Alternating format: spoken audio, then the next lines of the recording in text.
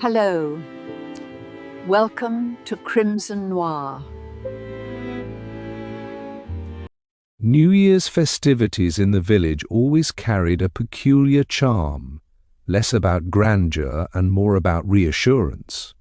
People liked to see the same lanterns hung in the same windows, the same modest wreaths on the same doors, the same familiar faces insisting that nothing truly changed, even as the calendar turned. The village hall stood at the center of it all, dressed up with paper garlands and a few stubborn evergreen branches that had been made to look celebratory. A small band played tunes that were meant to sound lively, though the notes sometimes wobbled with the cold. There were tables laid with sandwiches cut into neat triangles, scones that crumbled politely, and a punch bowl that looked more impressive than it tasted. Miss Marple sat slightly apart, as she often did, where she could see without being compelled to participate. Her hands were busy with knitting, a soft, pale wool that moved easily between her fingers, while her eyes drifted over the room with gentle interest. She had been invited, of course, because it would have been unthinkable not to invite her. She belonged to the village's sense of itself, like the church bell and the hedgerows and the habit of saying good morning, even when one didn't mean it. Around her the familiar rhythms played out. Couples smiled too brightly. Old friends exchanged remarks that sounded affectionate but carried the faintest of barbs. The younger people hovered near the edge, trying to look modern while still obeying village expectations. And the older ladies, seated in their usual cluster, watched everything with the focus of trained observers, ready to interpret any gesture into significance. A local gentleman, well-dressed, well-spoken, and determined to appear magnanimous, moved through the crowd offering greetings. He spoke warmly to everyone, making small jokes, praising the decorations, and congratulating the village on its spirit. His charm was practiced. It had served him well. But Miss Marple noticed how his eyes flicked, now and again, toward the door, as if waiting for an arrival he had not mentioned. When the door finally opened and a gust of cold air swept into the hall, conversation paused in a way that was almost synchronized. A man stepped inside, brushing frost from his shoulders, as if it were an inconvenience rather than weather. He was not from the village. That much was clear. There was something about his posture, his confidence, the way he looked at the room as though it belonged to him for the moment.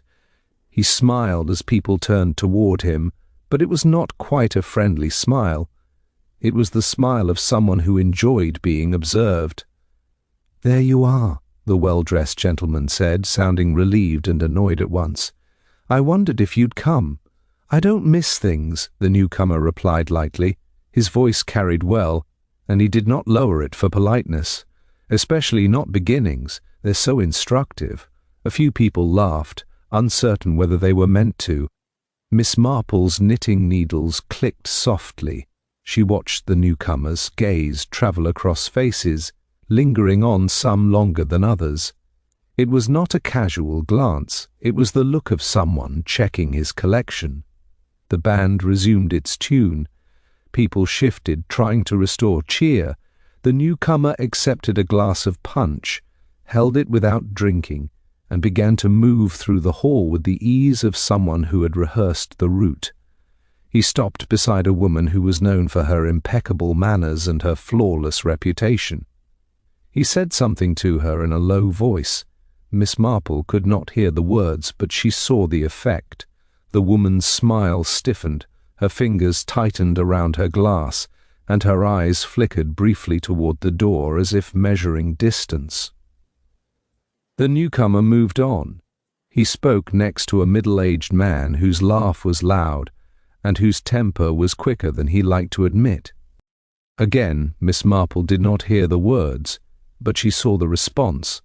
The man's face flushed, his jaw tightened, and he made an abrupt excuse to step away. The newcomer moved on. He paused by a younger woman carrying a tray of plates from the refreshment table. She looked tired beneath her polite expression, the kind of tired that came from working too hard while pretending it didn't matter. The newcomer said something to her, and the tray tilted slightly in her hands before she caught herself. She walked away without a word, her shoulders drawn tight. Miss Marple's eyes remained mild, her mouth soft with the faintest suggestion of a smile.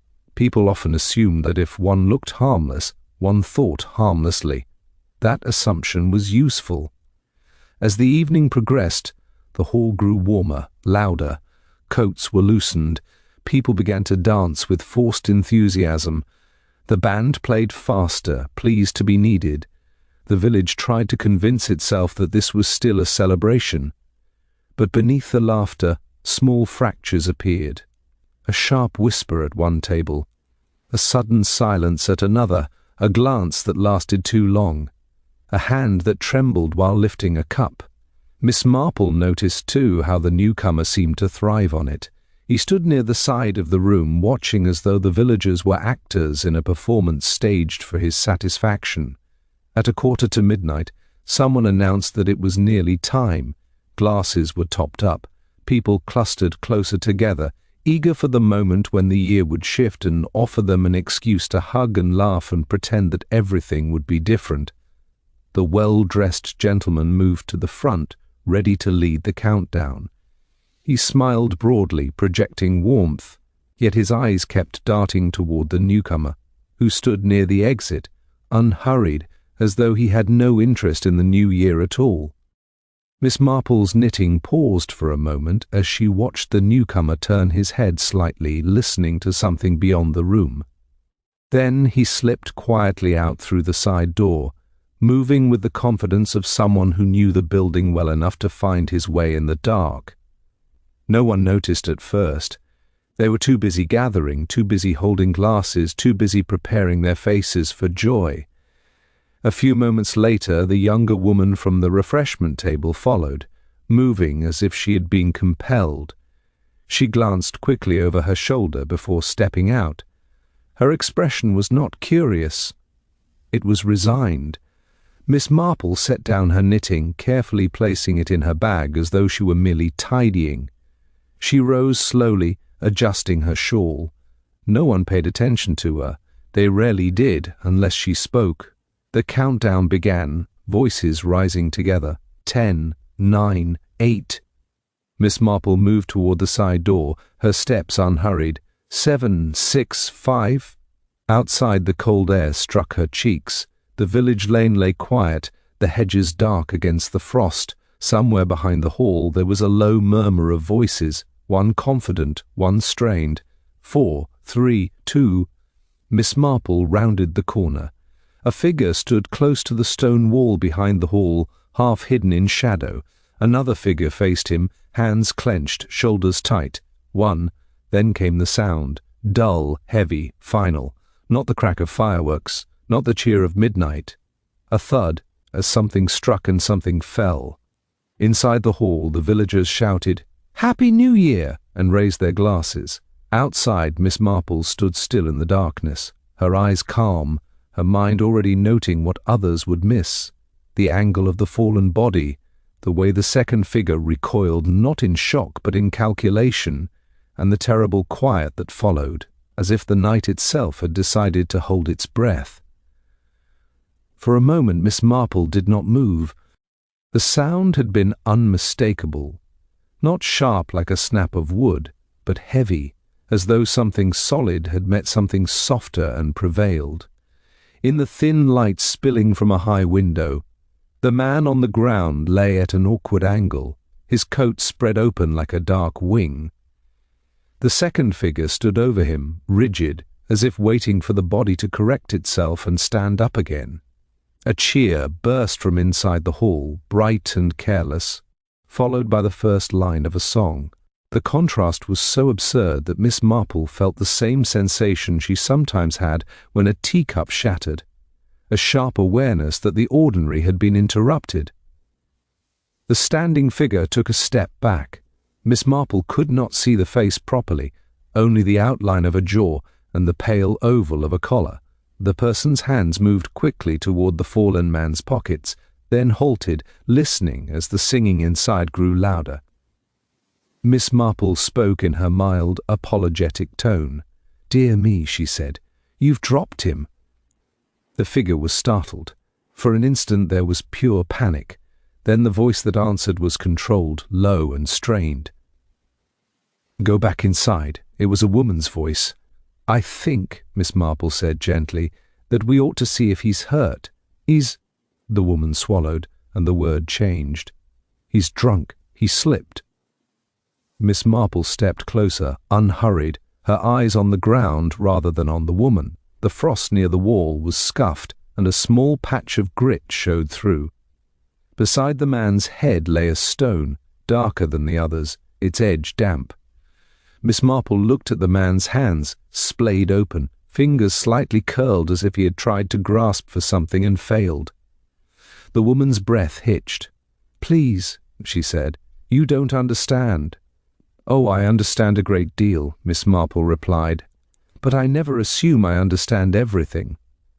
From inside came laughter and the thump of a table in time with the singing. The woman seemed to take courage from the noise. "We mustn't make a scene," she said, and the words sounded like a habit. Miss Marple raised her voice, not a shout, but a firm village call. "Someone should come outside, please." "No," the woman began, but the hall door opened at once, warm light spilling out with two men and an older lady in a feathered hat. Their expressions changed in a heartbeat. "What on earth?" the older lady began, and then stopped. The well-dressed gentleman who had led the countdown froze when he saw the body. The other man, broad-shouldered and red-faced from punch, crouched and reached toward the fallen man's neck. He jerked his hand back, eyes wide. "He's not moving." "Is he alive?" the older lady demanded. The crouching man swallowed. "I don't think so." The woman by the wall said quickly, "He fell. He hit his head." Miss Marple watched the well-dressed gentleman's gaze dart to the stone near the man's head and then away again. She said nothing. More people poured out, laughter dying on their tongues. The band inside faltered, then stopped. Someone screamed, a sharp, shocked sound. Another voice shouted for the doctor. Someone else said police as if the word itself might summon order. Back inside, the well-dressed gentleman said at last, "Please, keep calm." A man was sent running down the lane to fetch the constable. The body was left where it lay. People hovered in clusters, whispering, stepping back as if the dead could contaminate them. The woman who had been with the victim stood apart now, her shoulders rigid, her eyes fixed on the ground. Inside, villagers sat where they could, clutching cups they no longer wanted, offering each other explanations that did not fit. "He was an outsider," someone said promptly. "I never liked the way he looked at people," said another, eager to be vindicated. Miss Marple resumed her seat near the wall. Not prominent, not questioned. She listened to the eagerness with which some insisted it was an accident, and the satisfaction with which others insisted it could not be. She noted who stared at the woman and who avoided her. She noted, too, how the well-dressed gentleman kept smoothing his cuffs again and again, as though trying to erase a sensation from his skin. When the village constable arrived, breathless, he was followed by a sturdier man with a steadier gaze summoned from the next town. It took several sharp words and the authority of uniforms to quiet the room into attention. "I'm going to ask everyone to stay here," the sturdier man said. "No one leaves until we understand what happened." A murmur rose, part outrage, part fear. The older ladies protested loudly. The broad-shouldered man offered to help in any way, while looking as though he hoped help would not be required of him. The sturdier man pointed toward the side door. "Who found him?" Several voices answered at once. Then Miss Marple's soft voice cut through them. "I did," she said, "just after midnight." The officer looked at her, surprised, then nodded. "And who was with him?" Silence tightened. The woman's breathing became audible. At last she lifted her head. "I was," she said. "I went out to speak to him. He fell." Miss Marple watched the officer's eyes. He was not convinced, but he did not say so. He only said, "We will speak one at a time." Miss Marple's knitting lay untouched in her bag. Her mind was already working, the scuffed frost, the damp-edged stone, the hurried hands, and the way respectability had rushed in to cover the same spot, like snow over a footprint. The first thing the sturdier man did was close the side door. The click of the latch sounded unnaturally loud, sealing the hall off from the night and from the body lying only a few yards away. With the door shut, the warmth returned, but it brought no comfort. Instead, it made the air feel stale, heavy with breath and suspicion. "Now," the man said calmly, "I want everyone to remain exactly where they are. We'll take this step by step." People complied, though not without shifting and murmuring. Chairs scraped. Someone dropped a teaspoon.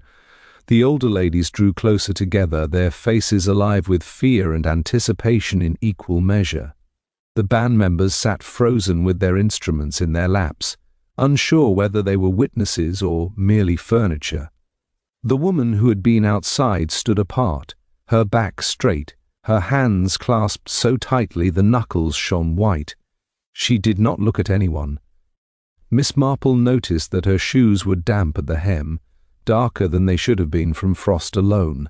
The well-dressed gentleman cleared his throat. "This is a terrible shock," he said, as if announcing a regrettable change of program, "but I'm sure we can explain it quite simply." The sturdier man regarded him thoughtfully.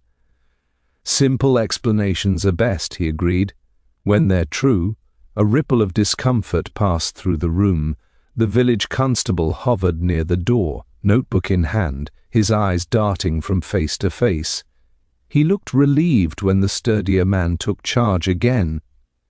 "Who was the last person to see him alive, inside the hall?" the sturdier man asked. Several people spoke at once, then stopped, embarrassed. The well-dressed gentleman gestured vaguely. He was moving about, speaking to people. "And you?" the man asked him. "I spoke to him briefly," the gentleman admitted. "Nothing of consequence." Miss Marple's eyes rested on his hands. He had stopped smoothing his cuffs and was now rubbing his thumb against his ring, over and over. The sturdier man turned to the woman who had gone outside. "Why did you follow him?" Her voice was steady but thin. "He asked to speak with me privately, and you agreed." "Yes. Why?" A pause. "Because refusing would have caused a scene." Miss Marple inclined her head slightly. Scenes were things people feared more than truth. What did he want to discuss? The sturdier man continued. The woman's gaze flickered just once toward the older ladies. "Personal matters. Did he threaten you?" Her lips pressed together. He implied things. The constable leaned forward eagerly. "What sort of things?" The sturdier man lifted a hand, silencing him. "In your own time," he said to the woman. She took a breath. He suggested that certain events from years ago might become public knowledge. A low murmur swept the hall. Someone whispered, "Blackmail." "I didn't say that," the woman replied sharply. "He didn't use the word." Miss Marple thought about how seldom people did. The sturdier man nodded. "And then we argued," the woman said. He laughed. He stepped closer. "I told him to stop." "And did he?" She shook her head. "No." The room leaned toward her, hungry for the rest. "I pushed him away," she said. "He lost his footing. He fell." Miss Marple remembered the scuffed frost, the way the stone lay just so. The sturdier man did not contradict her. "Did you pick anything up?" he asked instead. "No," she said at once, too quickly. Miss Marple's gaze dropped briefly to the woman's coat, then to the row of buttons running down its front. One of them was missing. Across the room, the younger woman who had carried the refreshment tray stared at the speaker with wide, frightened eyes. When she realized Miss Marple was watching her, she looked away at once. "Did anyone else go outside?" the sturdier man asked the room. Silence stretched. "I did," said a broad-shouldered man near the back. "For air. Earlier. How much earlier?" "Before midnight. I came straight back." The sturdier man nodded, making a note. Miss Marple spoke then, her voice mild and conversational.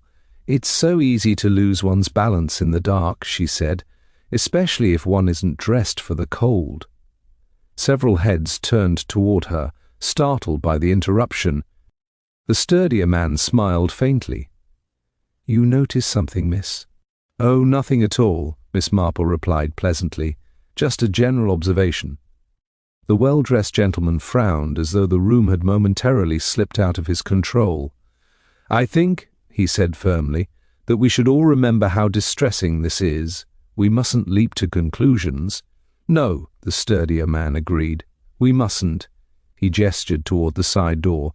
"I'll need to examine the place where he fell. No one is going near it." As he stepped outside with the constable, the hall erupted into whispers. People leaned together, forming alliances in seconds. "She always was dramatic," someone muttered. "He brought it on himself," another said. Miss Marple listened without appearing to. She noticed how the well-dressed gentleman positioned himself between the woman and the rest of the room, as though shielding her, or perhaps himself. The younger woman rose suddenly and fled toward the kitchen. No one stopped her. When the men returned, their expressions were grave. "This was no simple fall," the sturdier man announced. "There's evidence of a blow to the back of the head, hard enough to kill." A gasp rippled through the hall. The woman swayed slightly, then steadied herself. "That's impossible," she said. "We'll discuss that later," the man said gently. Miss Marple folded her hands in her lap. The pattern was forming now, not in facts, but in reactions: who protested too much, who withdrew, who watched others instead of the floor. As the villagers sat trapped between the ticking clock and the closed doors, Miss Marple reflected that the most revealing moments often came not when questions were asked, but when answers were feared. And fear, she knew, was about to have much more to say. The announcement altered the room at once. What had been a noisy, unsettled space became tightly controlled, as though everyone were suddenly aware that movement itself might be interpreted. The older ladies ceased whispering. The broad-shouldered man folded his arms and stared at the floor. The well-dressed gentleman's face hardened into a mask of authority that no longer quite fitted. The woman who had been outside with the dead man sank into a chair. Her breath came shallow now, the composure she had summoned beginning to fracture at the edges. She did not cry. Instead, she stared straight ahead, as if fixing her gaze might keep the moment from advancing. The sturdier man spoke again, his voice calm but decisive. "Until we know more, this is no longer a matter of accident. I'll need fuller accounts, carefully, truthfully." A murmur rose and was cut short by his raised hand. "We will begin again," he said, "from the moment the evening started." People complied, though reluctance showed in stiff shoulders and tightened jaws. Each account sounded similar on the surface: music, laughter, drinks, but differed subtly in emphasis. Who noticed them? Who remembered which words? Who recalled feeling uncomfortable long before they could explain why? Miss Marple listened, her attention light but precise. She noticed how often the dead man was described as amusing or provocative, words that allowed criticism without admitting unease. She noticed, too, how rarely anyone spoke of themselves except in relation to him. When the woman's turn came again, she spoke more quietly. "He said he would ruin me," she said. "He said people would be very interested in what he knew." "What did he know?" the sturdier man asked. She hesitated, then shook her head. "It doesn't matter." "It matters very much," he replied. She closed her eyes briefly. "Something I did not want to remember." The well-dressed gentleman shifted. "This is highly inappropriate," he said sharply. "We're not here to dredge up ancient history." "No," the sturdier man replied. "We're here to understand the motive." Miss Marple's eyes rested on the well-dressed gentleman. He was watching the woman closely now, not with concern, but with calculation. The sturdier man continued. "You say you pushed him?" "Yes. With one hand or two?" The question landed heavily. "One," she said after a moment. "I think—" Miss Marple recalled the angle of the body, the stone's position, the lack of scrapes one might expect from a fall alone. "And the stone?" the man asked gently. "Did you see it?" The woman's mouth trembled. "No." The younger woman from the refreshment table returned from the kitchen, pale but composed, and sat quietly near the wall. Her eyes flicked between the speaker and Miss Marple, as though seeking reassurance she did not expect to receive. The sturdier man turned to her. "You followed him outside shortly before midnight." She nodded. "He asked me something earlier. I thought he might say it again." "What did he ask?" the man prompted. She swallowed. "He asked if I was tired of carrying other people's burdens." The words hung in the air. "And were you?" Miss Marple asked softly. The younger woman looked at her, startled by the kindness in the question. "Yes," she said simply. The sturdier man nodded. "Did you see anything when you went out?" "No," she replied. "I turned back. I heard voices and thought it was none of my business." Miss Marple inclined her head slightly. Many tragedies depended on that exact thought.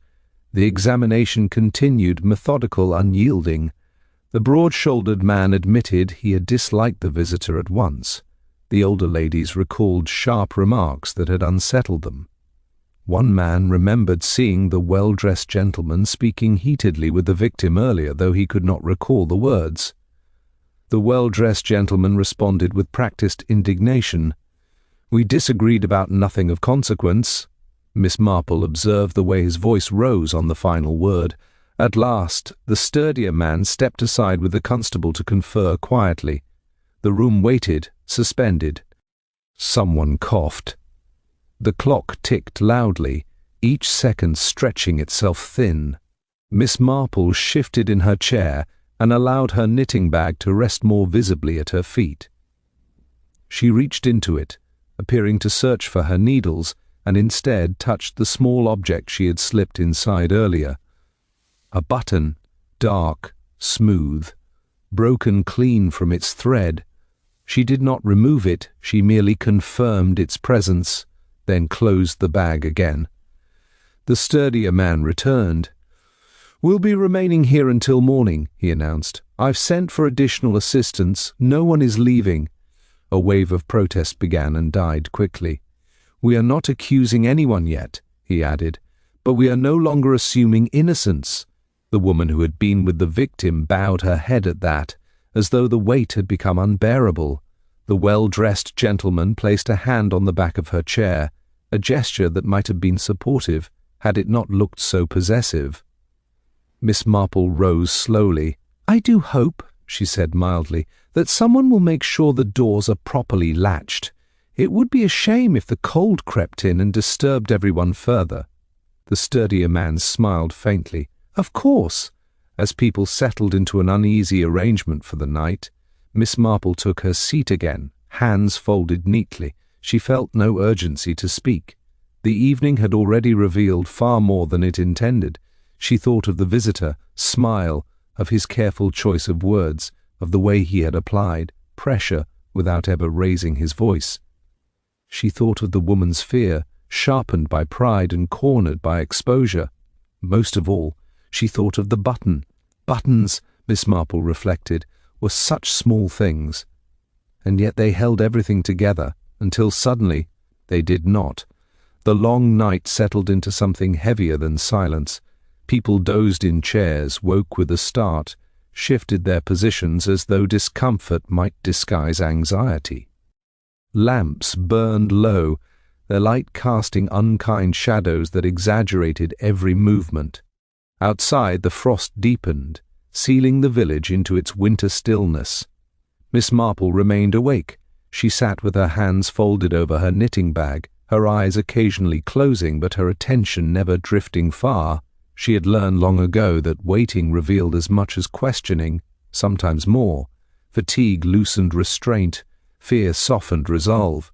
Shortly after 2, the well-dressed gentleman rose and began pacing again, his earlier authority fraying. "This is intolerable," he said quietly, but not quietly enough. "We're respectable people, not criminals." Miss Marple opened her eyes. Respectability, she thought, was a garment worn most carefully when it threatened to slip. The sturdier man, seated near the door with his coat still on, looked up. "No one has suggested otherwise," he said evenly. "We are simply ensuring clarity." The gentleman stopped pacing. "Clarity comes from facts." "Indeed," the man replied, "and facts are patient." The woman who had been with the victim stirred then, lifting her head. Her voice, when she spoke, sounded brittle. "He told me I had misjudged him," she said suddenly, "that I thought he wanted money, but what he really wanted was acknowledgement." Several heads turned. "He said," she continued, "people like you fear exposure more than ruin." She laughed once, sharply. "He enjoyed that, enjoyed watching me realize what he meant." Miss Marple listened, noting not the words themselves, but the way the woman's hands clenched as she spoke, as though still feeling the moment. "And what did you realize?" the sturdier man asked.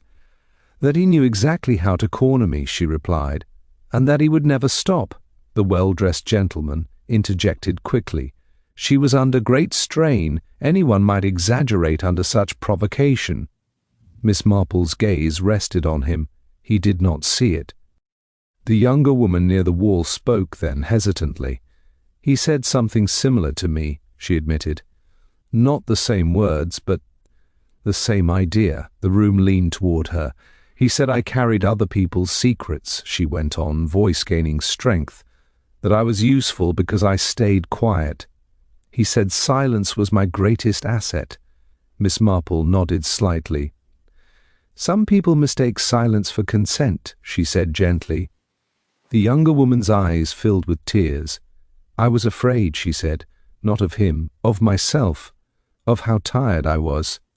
The sturdier man watched her thoughtfully. "Did you tell anyone this before tonight?" She shook her head. No one would have listened. Miss Marple thought how often that was true. The broad-shouldered man shifted in his chair. "He spoke to me too," he said reluctantly, "about an argument years ago. He implied he'd been wronged." "And had he?" the sturdier man asked. The man scowled. "That depends on your definition."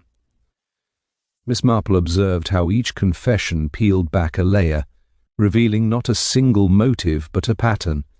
The dead man had moved through the village like a hand along a row of loose threads, testing which might unravel first. As the night wore on, the sturdier man stepped outside briefly with the constable. When he returned, his expression was resolute. "We've confirmed the cause of death," he said. "A single blow with the stone by the wall, delivered with force from close range." The woman closed her eyes. "No one else bears signs of injury," he continued, "and no other footprints approach the spot directly." The well-dressed gentleman exhaled sharply. Then it settled. "Not quite," the man replied. "Opportunity is not the same as certainty." Miss Marple stirred then, as if adjusting her shawl. "Certainty," she said mildly, "often comes from what people do afterward." The sturdier man turned to her. "What do you mean?" "Well," Miss Marple replied, "some people rush to explain, others rush to protect, and some rush to restore order, even when disorder might be more honest." The well-dressed gentleman stiffened. "Are you implying something?" Miss Marple smiled politely. "Oh, I wouldn't presume to imply, I merely observe." The night crept toward dawn, the black outside thinning to grey. With the first suggestion of morning came a shift in mood. People sat straighter as if daylight demanded composure. Exhaustion had stripped away many pretenses, leaving something closer to truth. Miss Marple reached into her knitting bag at last and withdrew the button, holding it delicately between thumb and forefinger. It caught the lamplight, smooth and dark. "I found this," she said gently, "near the wall where he fell." The room stilled. "It matches," she went on, turning slightly toward the woman, "the missing button on your coat." The woman stared at it, then at her own coat, as though seeing it for the first time. "I didn't notice," she whispered. "Of course not," Miss Marple said kindly. "One rarely notices such things when one is frightened." The sturdier man stepped closer. "May I?" Miss Marple handed him the button. "I waited," she said softly, Because sometimes the truth needs space to be ready. The well-dressed gentleman spoke sharply. This proves nothing. Buttons fall off all the time. Yes, Miss Marple agreed, but rarely at moments of greatest pressure. The woman's shoulders sagged. She looked very tired now, the fight gone. He laughed, she said again. And I couldn't bear it. No one interrupted her this time. As dawn finally broke, pale and unconvincing, Miss Marple folded her hands and watched the light touch the walls. The village would soon wake to a story it did not yet understand, but the pattern, she knew, was complete. Morning light crept into the hall with a kind of reluctant honesty, revealing tired faces and rumpled clothing that no amount of dignity could quite disguise. The lamps were extinguished one by one, their smoke lingering faintly in the air, replaced by a pale grey brightness that made everything look slightly unreal, as though the night's events might dissolve if examined too closely. The villagers stirred, stiff and subdued. Cups of tea were passed again, this time without ceremony. No one commented on the taste. Hunger and thirst had retreated in the presence of something heavier. The sturdier man conferred quietly with the constable near the door, their voices low and measured. Papers were consulted, notes compared. The machinery of order resumed its slow, deliberate turn. Miss Marple remained seated, hands folded neatly in her lap, her expression one of mild attentiveness. She appeared no more than an elderly lady enduring an inconvenient night, yet her eyes missed nothing. The way the well-dressed gentleman hovered close to the woman, his hand never quite touching her shoulder, the way the younger woman watched them both, fear now tempered with something like resolve, the way several villagers avoided looking at the body's direction, as though sight itself might implicate them. At last, the sturdier man straightened and addressed the room. "We'll begin again," he said, "not because what has been said is insufficient, but because daylight changes how people remember." A few uneasy smiles flickered and vanished. He turned first to the woman. "You said you pushed him?" "Yes," she replied quietly. "With your right hand?" he asked. She hesitated. "I think so." Miss Marple noticed the hesitation was new. "And yet," the man continued, "the mark on the back of his head suggests a downward strike, not a sideways fall." The woman's lips parted, then closed again. She looked toward the well-dressed gentleman instinctively. He spoke at once. "You're misinterpreting it. A fall can please," the sturdier man said gently. "Let her answer." The woman swallowed. "He grabbed my arm," she said. "I pulled away. He stumbled. I don't remember everything clearly." "Memory is selective under stress," Miss Marple murmured kindly. "It edits to protect us." Several heads turned toward her, but she only smiled faintly. The sturdier man nodded. "Did you pick up the stone?" "No," the woman said again, more sharply. "I didn't." Miss Marple thought of the button, of the snapped thread, of the close proximity required to strike with such force. The sturdier man turned to the well-dressed gentleman next. "You were watching the side door closely all evening." The gentleman stiffened. "I was hosting an event." "Yes," the man replied, "and yet you noticed immediately when he left." A pause. "I knew he would make trouble," the gentleman said at last. "He enjoyed it." "Did you know why?" the man asked. The gentleman hesitated. He claimed to know things. "About several people, and about you." The gentleman's jaw tightened. "Nothing of importance." Miss Marple noted how quickly the words came, and how carefully they were chosen. The sturdier man moved on, questioning others briefly, but it was clear his attention kept returning to the same small circle. At last he turned back toward Miss Marple. "You've been very observant," he said. "Would you care to share anything you noticed that we may have overlooked?" Miss Marple looked momentarily surprised, then inclined her head. "Oh, I wouldn't like to intrude," she said, "but since you ask—" "I did notice that he chose his moments very carefully." "How so?" the man prompted. "He spoke to people when they were alone or occupied." Miss Marple replied. "He applied pressure without witnesses. It's a very effective method." The younger woman nodded unconsciously, and when he went outside, Miss Marple continued, he was so confident that he would be followed. He had already prepared the ground, you see. He knew which fears to touch. The woman flinched at that. "But confidence," Miss Marple went on gently, "is not the same as control." He believed himself untouchable. That belief can be very provoking. The sturdier man watched the woman carefully. And what do you think happened next? Miss Marple folded her hands. I think he laughed when he shouldn't have. The words fell softly yet carried weight. The woman's composure finally broke. She pressed her hands to her face. "He said I'd never be free of it," she whispered, "that no matter how careful I'd been, it would always come back." The well-dressed gentleman moved closer. "You were distressed," he said. "Anyone can see that." Miss Marple turned her head slightly. "Distress explains a lot," she said, "but it does not explain everything." The sturdier man waited. The woman lowered her hands. Tears streaked her cheeks now, unheeded.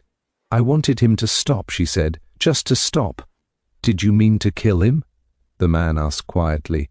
"No," she said at once. Then after a moment, "I don't know." Miss Marple felt the shift then, subtle but unmistakable. The room leaned inward, the air tightening. Truth was near, though not yet fully formed. "Sometimes," Miss Marple said gently, "people act not because they wish for an outcome, but because they cannot bear another moment of uncertainty." The woman looked at her, eyes raw. "You understand?" "Yes," Miss Marple replied softly. "I do." The sturdier man nodded slowly. "We'll take her statement formally," he said. "But there is one more thing." He turned to the well-dressed gentleman. "You attempted to steer the evening, to calm people, to explain things away. Why?" The gentleman bristled. "Because panic helps no one." "Or because," the man continued, "you feared what further questioning might reveal." A flicker of anger crossed the gentleman's face. "Are you accusing me?" "No," the man said. "I'm observing." Miss Marple smiled inwardly. Observation, she had found, was far more unsettling than accusation. As arrangements were made to escort the woman away for further questioning, the villagers sat in stunned silence. No one protested now. The story they had hoped for, simple, accidental, distant, had failed to materialize. Miss Marple rose slowly, gathering her things. She felt no triumph, only a familiar sadness. Human nature, once again, had followed its well-worn path. Outside, the village began to stir. Doors opened, smoke rose from chimneys. Ordinary life resumed its careful steps. Miss Marple paused at the threshold and looked back once more at the hall, at the people within it, and at the fragile order they would soon rebuild. She knew, with quiet certainty, that the most difficult part was yet to come, not the judgment, but the living afterward. And that, she reflected, was always the true test. The departure of the woman altered the balance of the room at once, as though a weight had been shifted rather than removed. People straightened, uncertain whether to feel relief or shame. Some avoided one another's eyes. Others watched too closely, recalculating what safety now meant. The well-dressed gentleman remained standing long after the officers had gone, his posture rigid, his hands clasped behind his back. He looked, Miss Marple observed, like a man who had rehearsed composure and found the script insufficient. He thanked the officers politely, thanked the constable, thanked no one in particular, his voice smooth and controlled. When he finally sat, it was beside the empty chair the woman had occupied. He did not look at it. The younger woman sat very still near the wall, her face pale but calmer than it had been all night. Exhaustion had softened something in her expression, replacing fear with a tentative resolve. Miss Marple noticed how she no longer flinched when voices rose. The sturdier man returned briefly to speak with the well-dressed gentleman in low tones. Their conversation was civil, restrained, and inconclusive. When it ended, the gentleman nodded stiffly and turned away, his jaw set. Miss Marple resumed her seat and her knitting, the needles clicking softly. The sound seemed to anchor the room, drawing attention without demanding it. Several villagers glanced toward her, then looked away, as though unsure how much she had seen. As the morning wore on, people were allowed to leave in small groups. Each departure carried a sense of unease, as though stepping back into ordinary life required permission. Whispers followed them out into the lane, spreading ahead like a warning. The younger woman lingered until the end, when at last she approached Miss Marple. Her voice was quiet but steady. "Thank you," she said simply. "For what?" Miss Marple asked. "For listening," the young woman replied. When no one else did, Miss Marple smiled gently. "Listening is often more useful than speaking." The young woman hesitated. "He came to me once before," she added, as if compelled. "Weeks ago. I thought it meant nothing." "Very few things mean nothing," Miss Marple said kindly. "They merely wait." When the hall finally emptied, Miss Marple stepped outside into the cold morning air. The village looked unchanged, the hedges trimmed, the lane neat, the rooftops dusted with frost. It was only the people who carried the marks, invisible but indelible. As she walked home, Miss Marple considered the well-dressed gentleman. His careful management of events, his insistence on calm, his readiness to explain. These were not crimes, but they were habits. Habits formed under pressure, often revealed more than actions taken in panic. That afternoon she received a visitor. The well-dressed gentleman stood at her door, hat in hand, his expression strained but courteous. "I thought I should call," he said, "after such an ordeal." "Of course," Miss Marple replied, stepping aside. "Do come in." He accepted tea, though he scarcely touched it. His gaze travelled around the room, lingering on the knitting basket, the photographs, the orderly shelves. It was the look of a man assessing harmlessness. "I wanted to thank you," he said finally, "for your assistance." Miss Marple inclined her head. "We all assisted in our own way." He smiled thinly. "You noticed things others did not." "Oh, I have time," Miss Marple replied. "Time encourages noticing." He shifted slightly. "It was unfortunate what happened, but unavoidable, I suppose." Miss Marple's needles paused for a fraction of a second. "Unavoidable is a very strong word," she said mildly. He frowned. "Given the circumstances." "Yes," she agreed. "Circumstances are often blamed for decisions." He leaned forward. "She was under pressure. Anyone might have—" Miss Marple looked at him kindly. "It is never kind to decide what anyone might have done. We only ever know what we ourselves do." His expression tightened. "You believe she is guilty. I believe she acted," Miss Marple replied. "Motives and guilt are separate matters." He studied her, searching for something. "And you believe that is the end of it?" Miss Marple smiled.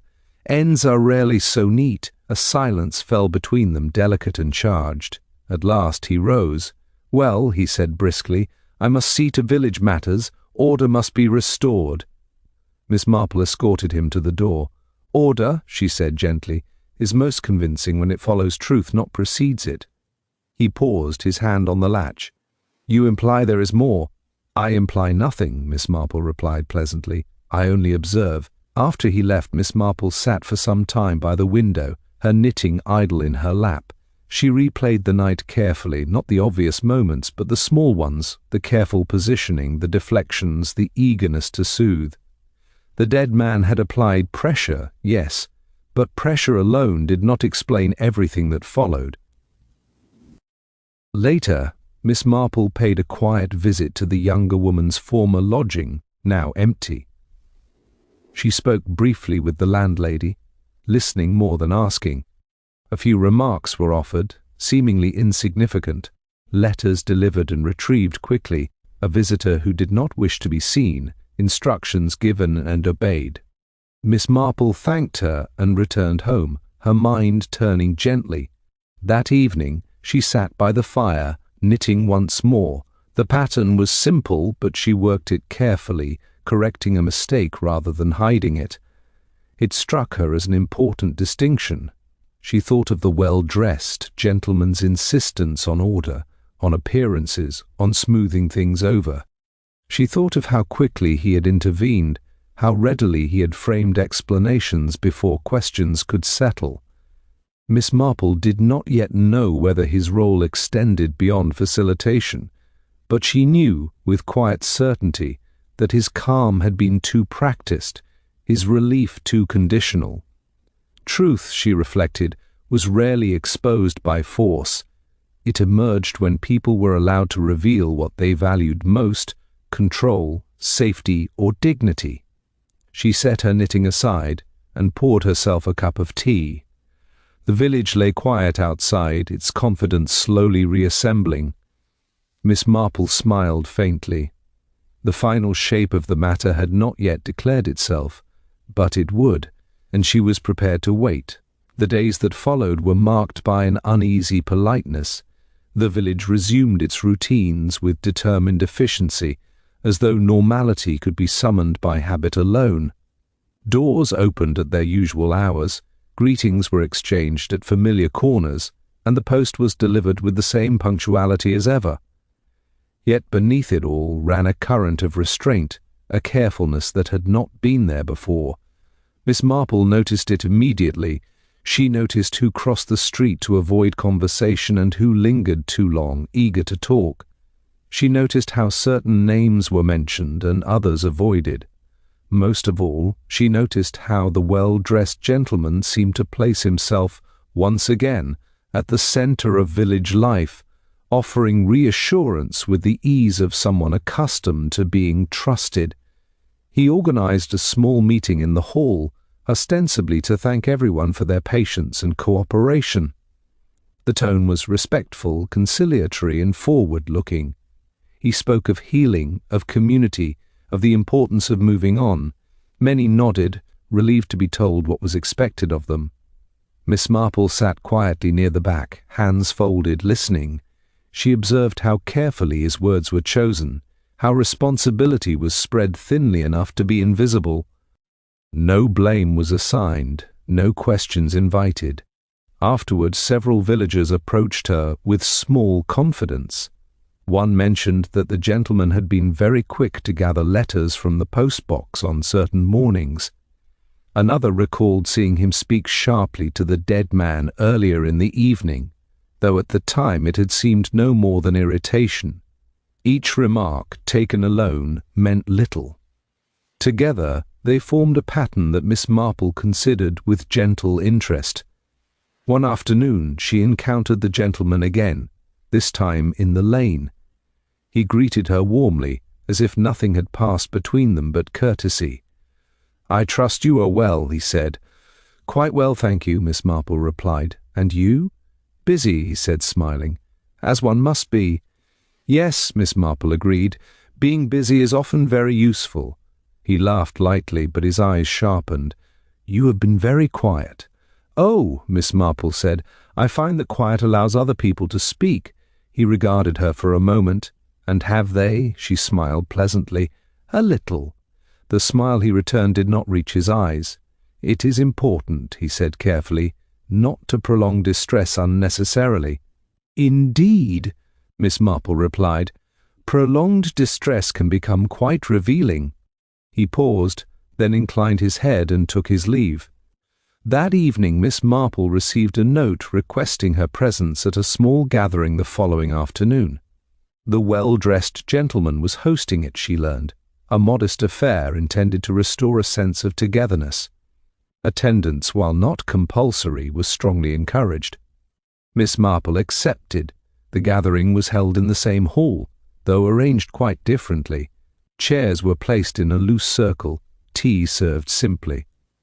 The atmosphere was deliberately informal, as though hierarchy had been temporarily suspended. The gentleman presided without appearing to, guiding conversation with light remarks and gentle prompts. Miss Marple listened as people spoke of the strain of recent days, of the relief that matters had been settled, of the hope that the village could return to itself. Each speaker echoed the same themes as though unconsciously rehearsed. At last the gentleman turned to Miss Marple. "You have seen many things in your time," he said pleasantly. "Perhaps you might say a few words." A hush fell, subtle but unmistakable. Miss Marple looked around the circle, her expression kind. "Oh, I'm not much of a speaker," she said, "but I have noticed one or two things." The gentleman smiled, encouraging. "Do share." "Well," Miss Marple continued gently, "I've noticed how quickly we all wish to be reassured, how eager we are to believe that matters are concluded once someone has been taken away." Several people shifted in their seats. "Yet," she went on, "conclusions are not always the same as understanding, and understanding, I'm afraid, is what prevents repetition." The gentleman's smile stiffened slightly. "Are you suggesting something remains unresolved?" Miss Marple tilted her head. "I am suggesting that events do not occur in isolation. They are shaped by influence as much as action." A murmur passed through the room. The gentleman laughed lightly. "Influence is a broad concept." "Yes," Miss Marple agreed, "it is, but one becomes adept at recognizing it after many years." She folded her hands. "For instance, I have often observed that when a person is encouraged to believe there is no alternative, they may act in ways they never would otherwise." The younger woman, seated near the edge, stiffened. Miss Marple's gaze moved kindly to her.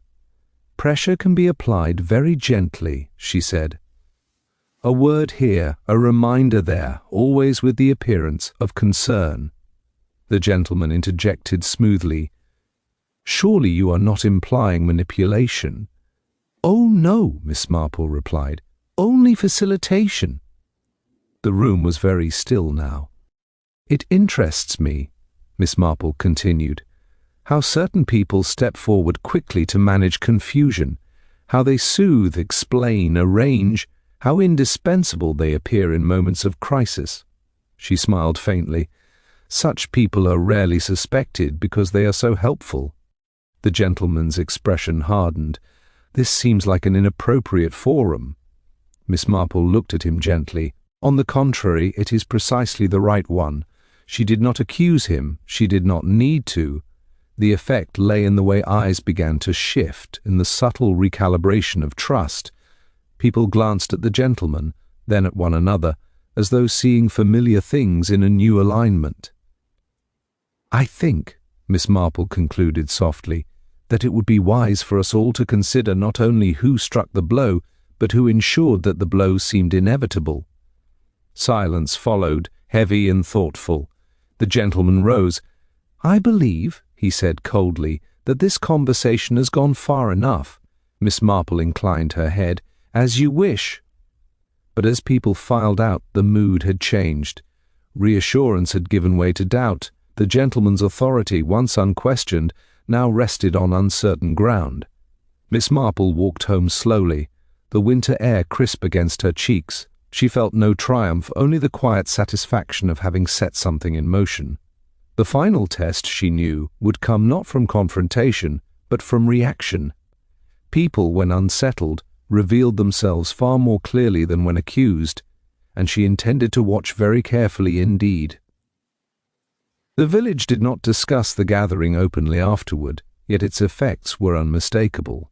Conversations altered course when the well-dressed gentleman approached. Invitations were accepted with polite hesitation. People listened more closely than they spoke, measuring tone and intention with a care that had not existed before. Authority, once assumed, now required effort. Miss Marple observed these shifts from a distance. She did not encourage speculation, nor did she discourage it. She understood that doubt, once introduced, behaved like ink in water, spreading of its own accord. 2 days later, the well-dressed gentleman called upon her again. This time his composure was less assured. He accepted tea, but his hand trembled slightly as he lifted the cup. "You have unsettled people," he said after a moment. "That was unkind," Miss Marple smiled gently. "Unsettling is not unkind if it prevents further harm." He frowned. "You speak as though harm were ongoing." She considered him carefully. "Harm does not end when an act is completed," she said. "It ends when its causes are understood." He set down his cup. "You believe I caused this?" "I believe," Miss Marple replied softly, "that you encouraged a situation in which someone else felt trapped." "That is absurd," he snapped. "I did nothing but maintain order." "Yes," Miss Marple said. "You maintained it very efficiently." His eyes narrowed. "Be precise." Miss Marple folded her hands. "You knew the man would provoke. You knew whom he would provoke most effectively. You also knew that panic would discredit her and urgency would excuse much." The gentleman laughed sharply. "You credit me with extraordinary foresight." "No," Miss Marple replied, "only by understanding human nature." Silence fell between them, taut and revealing. At last he spoke again more quietly. "She chose to act." "Yes," Miss Marple agreed. "She did, and that absolves me," he said firmly. Miss Marple tilted her head. "Responsibility is not always a matter of absolution." He stared at her, then rose abruptly. "You have no proof?" "No," Miss Marple said, "but proof is not always necessary." After he left, Miss Marple sat for a long time, her tea cooling beside her. She replayed the conversation, not for what had been said, but for what had not. He had not denied influence, he had only denied responsibility. The following afternoon the sturdier man returned, this time without ceremony. He sat heavily, removing his cap, his expression thoughtful. "I wanted your opinion," he said plainly, unofficially. Miss Marple inclined her head. "Of course. We have the confession," he continued. "We have opportunity and means. But something about the sequence troubles me." "Yes," Miss Marple said. "It should." He studied her. "You think there was encouragement." "I think," Miss Marple replied, "that someone ensured circumstances were arranged so that only one outcome appeared possible." The man nodded slowly. "We found correspondence. Letters. Not threats exactly, suggestions, reminders." Miss Marple's eyes softened. People who avoid explicit threats often consider themselves blameless. The man sighed. "Legally it's thin." "Yes," Miss Marple agreed. "Morally it is not." He stood adjusting his coat. "Thank you," he said. "You've confirmed what I suspected." After he left, the village entered a period of waiting. Rumours surfaced of inquiries, of questions asked quietly elsewhere. The well-dressed gentleman remained visible, active, but his confidence had dimmed. He smiled less easily. He spoke more carefully. Miss Marple noticed how often he watched her now. One evening, as she returned from her walk, she found him standing by her gate. His face was pale, his expression strained. "You've won," he said abruptly. Miss Marple regarded him kindly. "This is not a contest. You've turned them against me," he insisted. "You've made me suspect." "Suspicion," Miss Marple replied, "arises when patterns are recognized." He laughed bitterly. "Patterns can be imagined." "Yes," she said, "but reactions cannot." He looked away. "I never touched him." "I know," Miss Marple replied. His head snapped back. "Then why persist?" "Because touching is not the only way to harm," she said gently. For a moment something like despair crossed his face. Then it hardened into resolve. "You have nothing," Miss Marple smiled faintly. "I have an understanding." He stared at her, then turned and walked away without another word. In the days that followed, the village learned that the well-dressed gentleman would be leaving. Opportunities elsewhere, he said, a change of scenery. The announcement was received with polite surprise and little protest. Miss Marple accepted the news without comment. On the morning of his departure she watched from her window as his car disappeared down the lane. The village exhaled, unaware of the tension it had been holding. Later, she sat by the fire, knitting once more. The pattern was nearly complete now. She corrected a small mistake with care, undoing several stitches to restore balance. She reflected that justice did not always arrive in the form people expected.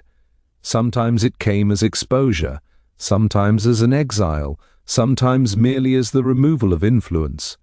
The woman who had struck the blow would face the consequences of her action. The man who had orchestrated the pressure would carry his own, quieter reckoning.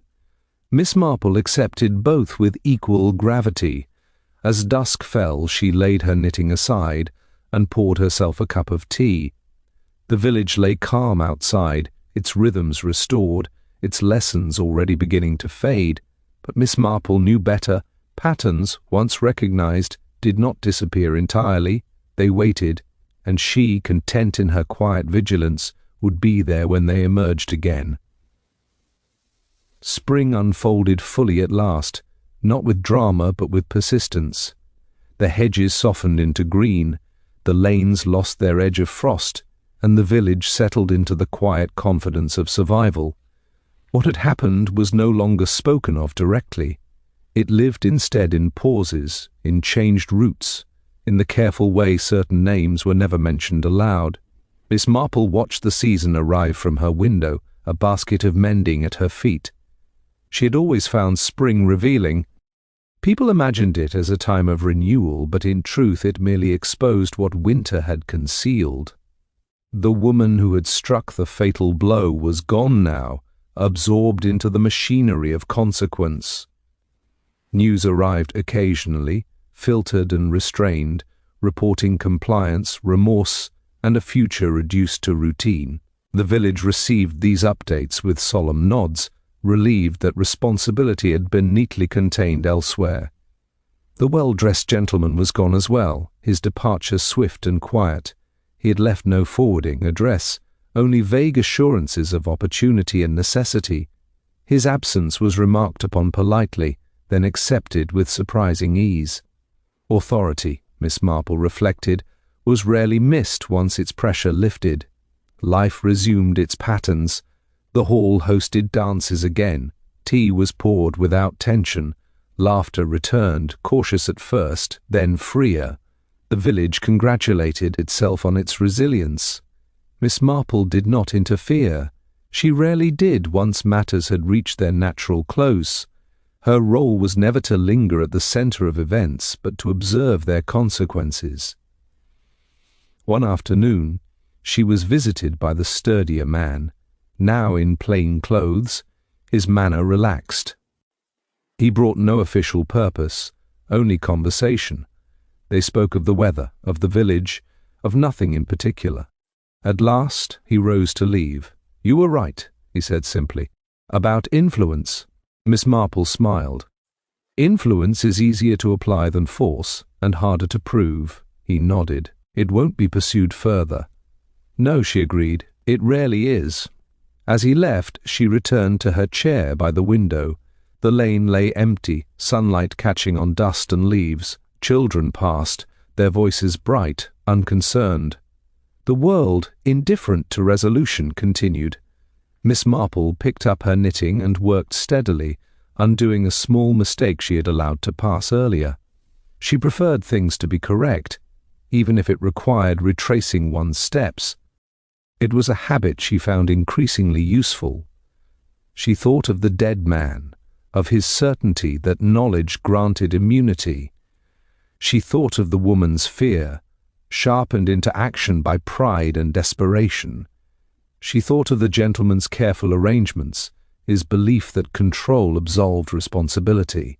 Human nature, she reflected, rarely acted alone. It responded to pressure, to encouragement, to fear of exposure.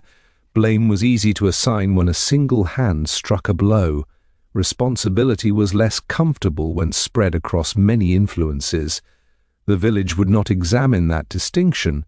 It did not need to. It needed closure, and closure had been provided. As the afternoon waned, Miss Marple set her knitting aside and went into the garden. The beds had been tended, the soil turned. new shoots pressed upward, indifferent to past disturbances. She knelt and adjusted a plant that had leaned too far toward the light, guiding it gently back into balance. Balance, she thought, was always the goal, though rarely achieved.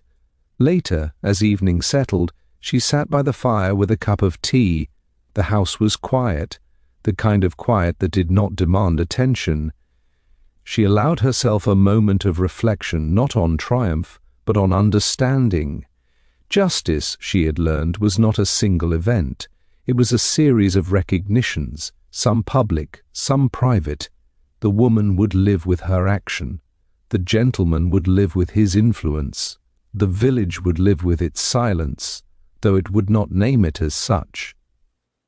Miss Marple accepted all of this without bitterness. She had never expected perfection, only awareness. The clock chimed softly, marking the hour. Outside, the village settled into evening routines, lights appearing one by one. Somewhere a door closed gently. Somewhere else, laughter drifted and faded. Miss Marple rose and prepared for bed, extinguishing lamps with careful economy. At the window she paused once more, looking out at the lane. It appeared peaceful, ordinary, reassuring. She smiled faintly. Ordinary was never simple. It was merely familiar. As she drew the curtains, she reflected that secrets were rarely unraveled by force. They loosened under patience, under observation, under the quiet refusal to accept convenient explanations. She had done nothing extraordinary, she thought. I only watched, listened, and waited. That was enough. The village would move on, convinced of its own normality, and she would remain, as she always had, attentive to the small disturbances that hinted at larger truths. With that calm certainty, Miss Marple retired for the night, content in the knowledge that human nature, for all its frailty, remained endlessly instructive. Tomorrow will be an ordinary day, and those, she knew, were the most revealing of all.